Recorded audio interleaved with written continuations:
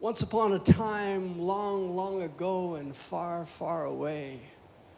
Or perhaps it was a time not that long ago in a place closer than you might imagine.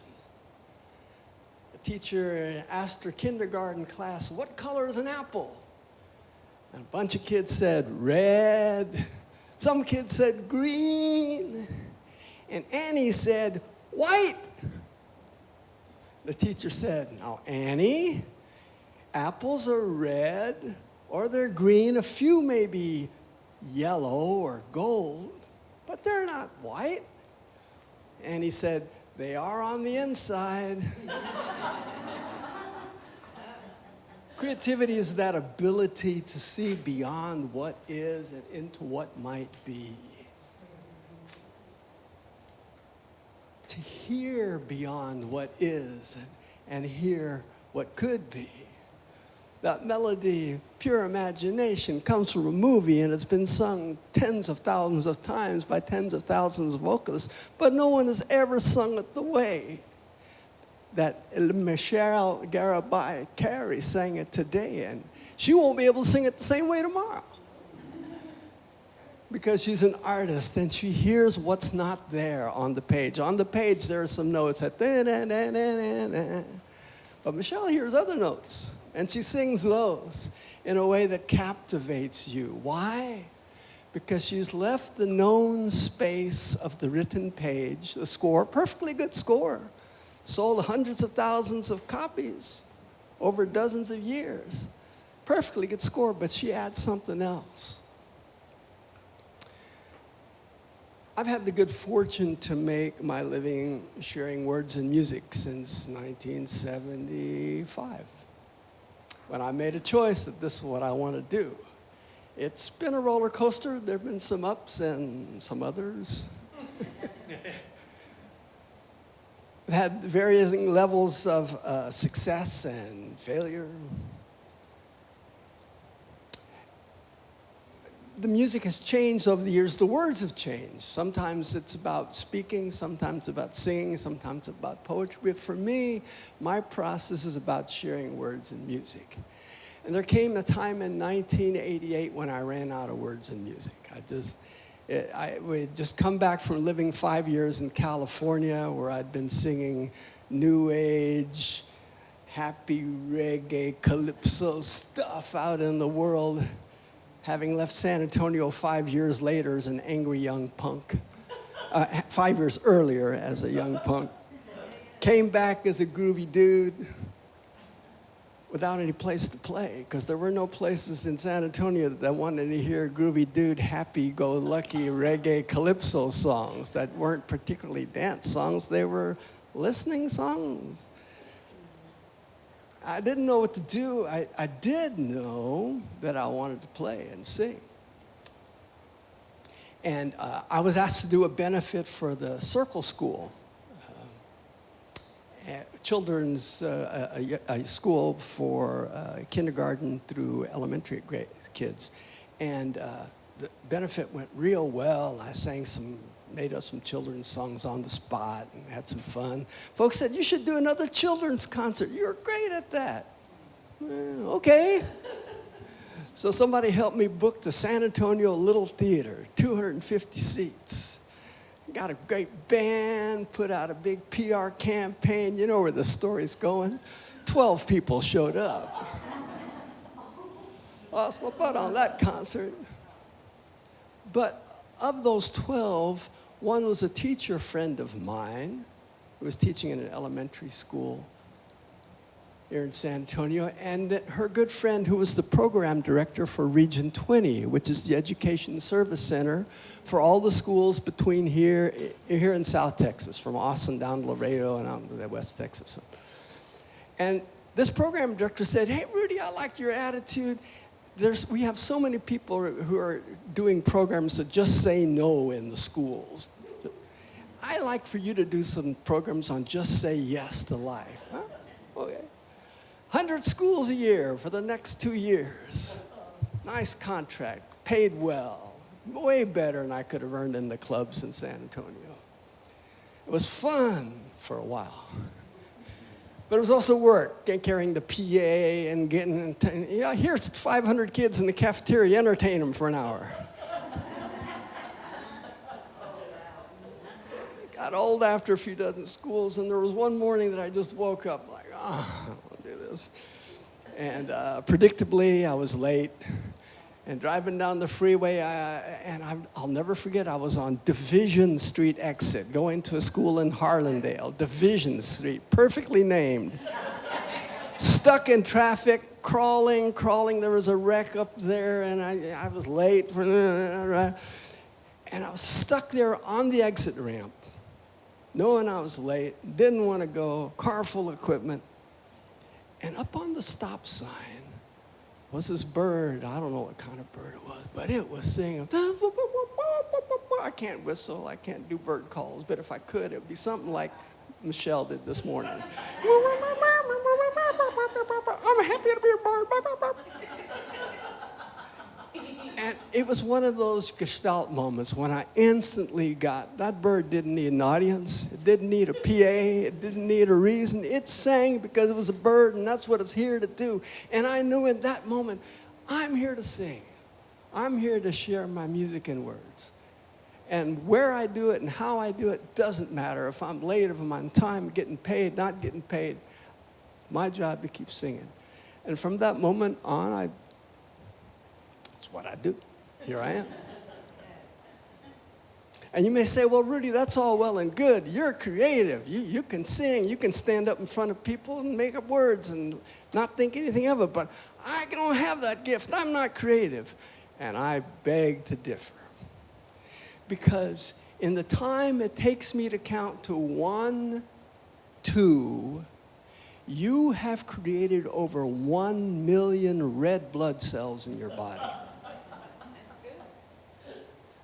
And those red blood cells will travel through your body completely 150,000 times before they die about 3 months from now.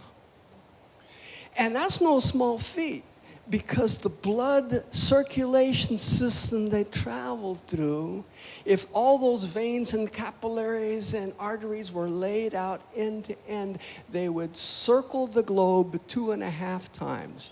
There's 60,000 miles of circulatory system that your blood travels through in your body. And it knows how to do it. It never gets lost. It doesn't need GPS.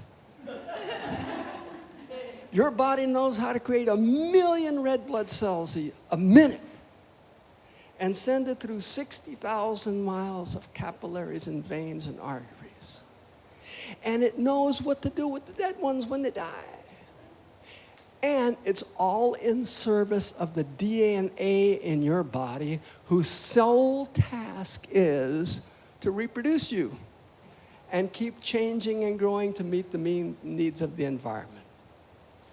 And literally, if all of the DNA strands in your body, just your one body, average size body, if all the strands of your DNA were laid end to end, they would stretch 10 billion miles into outer space, past Pluto and into interstellar space. You say, how can that be? My 155 pounds of muscle body have 10 billion miles of DNA strands, and yet it's true. And those DNA strands in your body stretch back 3 billion years in an unbroken line of evolution to bring you to who you are sitting in this chair right this moment. And their DNA strands will outlive you. Your body dies, those DNA strands will be there. And they can take DNA samples from you 10,000 years from now, and they'll still be alive somehow. Your DNA in your body, perfectly created to be 10 billion miles long, creating all the knowledge of evolution that has brought you to this moment in time and stretches out beyond the future you can imagine with the human mind. You tell me you're not creative. You are born to create. You are born to evolve. You're born to change, because the essence of you is creative, and because you have been given, you and I, all of us, have been given the gift of consciousness and love. The capacity through love to resonate with other beings and use our consciousness to decide what kind of world we want. And you know what kind of world you want? You know what kind of world you want? The one you've got. You've created it perfectly, and you say, really? I created that mess in Washington, D.C.? Uh-huh. Yep. That's part of your extended consciousness. You can love it, you can hate it, you wish you could change it, and you have the power to do so at some extent. But first and foremost, you got to own that you have helped co-create the world you live in just the way it is. And that your perceptions, your thoughts, and your reactions to what you see in the world is what creates your world. Now, it is real easy to be mad about what you see in the world, that it's wrong, it's unjust, and it's corrupt, and it's polluted, and it's also easy to say, wow, this is paradise. And it's not one or the other. It's both and. It's not either or. It's not either this, I got to fight against it, or it's a beautiful world and I can enjoy it. You can be both, and from a place of love and consciousness, choose what you want to do to make the world a different place. And here's a hint. You cannot follow up each one of the tens of thousands of images and thoughts and feelings that bombard you through the day. You make yourself crazy. As we regularly do, sitting there stewing in our thoughts and anger and sadness and confusion and hurry. And you're free to do that. And you're invited to come to the present moment, see what as you're reacting to, choose your action, choose your thoughts and reactions to what you're seeing in the world. Because contemporary psychology shows us that you and I have on the order of 50,000 thoughts a day. They've hooked us up to MRI machines, broad sections of the population in all cultures all across the world. 50,000 thoughts a day is what we tend to have in our culture. And that's before you have that cappuccino with the caffeine that sends your mind spinning up to 60,000.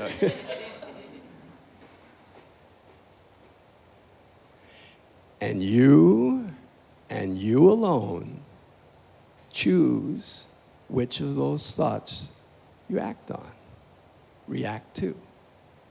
And you can't react to 50,000. It just goes too many, and it goes fast and faster, given the joys of the internet.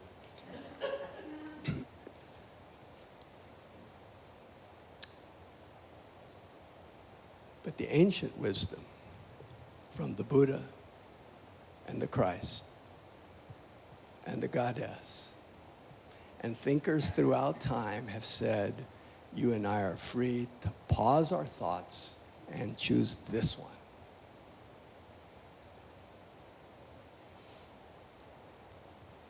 And I'm not here to tell you which that one is. Celebration Circle is not about telling you about the right way to do it or what the thought should be or what your mantra should be or what your deity should be. We're here to encourage each other to make conscious choices because we all forget. And we're here to remind each other again and again. We are one with each other, with the one creative force that's unnameable and indescribable, but also one with our deepest selves. And the story we choose to tell ourselves and the thought we choose to turn into a story and act on determines the shape of our daily life. Nora Ephron was one of the most accomplished writers of the 20th century. columnist, essayist, novelist, screenwriter, wrote things like When Harry Met Sally and Sleepless in Seattle. And she said, I became a writer and storyteller because my mother taught me that when you slip on a banana peel, people laugh at you. But when you tell people you slipped on a banana peel, it's your laugh. So you become the hero rather than the victim. It's your joke. You get to tell it any way you want. Choosing our story, choosing our power to tell the story we want to tell, and to receive the story from the larger culture that we choose to act upon. Now, the story of the larger culture is you don't know enough, and you need to learn more. You don't have enough, and you need to have more. You need to buy more, you need to earn more, you need to do more. That's what the culture would have you forget who you are before you were born. Before you came into this place where you were Cecilia, where you were Linda, where you were Ray, you were just goo goo gaga. Pure being, pure love. Everything was a miracle. And the world said, oh, but you're brown, you're black, you're white, you're rich, you're poor, you're skinny, you're fat, you're smart, you're dumb, you're this, you're that. And you believed it. And you got put in a box that said, I'm this. And that's okay, nothing wrong with that little box. But as students of spiritual consciousness, we remember again and again, and we remind each other again and again. Psst, in case you forgot, you're free to choose a new thought, a new way of being. At least that's my story, but I'm sticking to it.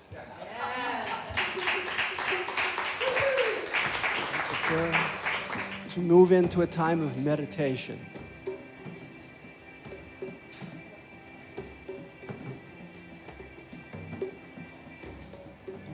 feel the beat of the music moving to you and through you, washing over you a wave of new energy in this moment, an opportunity to make another choice in your life.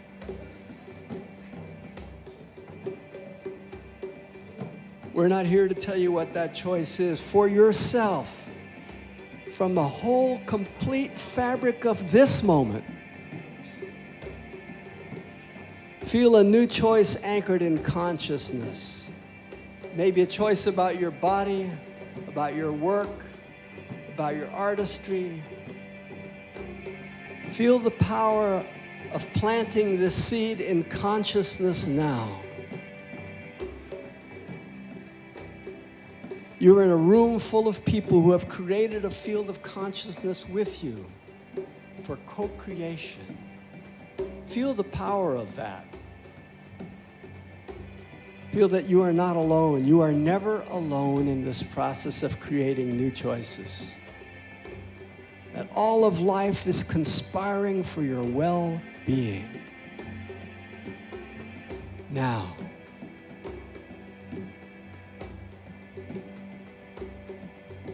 all of life is here to support you in making new choices. Now.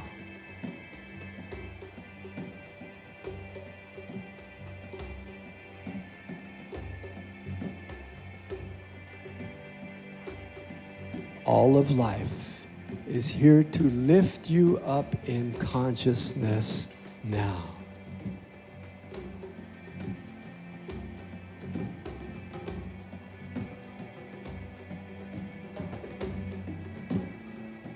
Feel this energy, this support, this consciousness, this love flowing to you, through you, as you now.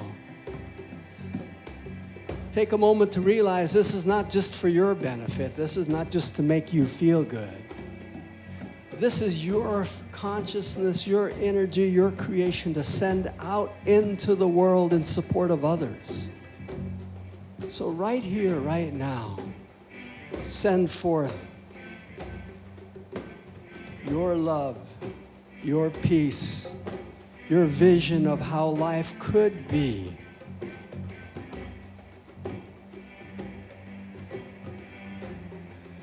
In a world of pure imagination,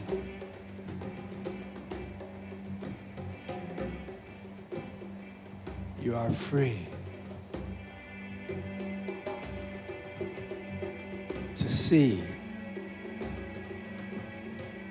to co-create,